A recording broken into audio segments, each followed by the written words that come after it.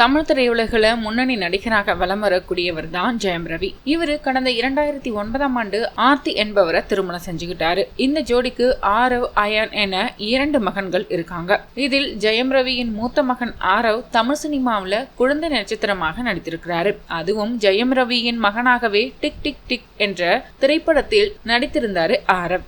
இந்த நிலையில ஜெயம் ரவியினுடைய மனைவி ஆர்த்தியை பத்தி தான் இந்த வீடியோவில் பார்க்க போறோம். அதுவும் ஜெயம் ரவி மற்றும் ஆர்த்தி 2 பேரும் விவாகரத்து செய்து பிரிய போவதாக தகவல் ஒன்று வெளியாகி சர்ச்சையை கிளப்பிட்டு வருது.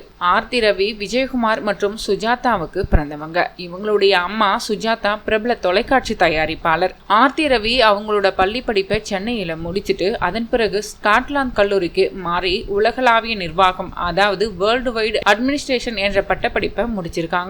ஆர்த்தியை முதலாக ஜெயம் ரவி கல்லூரி நிகழ்ச்சியில தான் பார்த்தாராம். இருவரும் கல்லூரியில் படிக்கும் போதே காதலித்து வந்த நிலையில பெற்றோர் சம்மதத்தோட தான் திருமணம் செஞ்சுக்கிட்டாங்க. ஆர்த்தியினுடைய தாய் Sujatha Vijayakumar Sujatha home movie makers என்ற தயாரிப்பு நிறுவனத்தை வச்சிட்டு இருக்காங்க.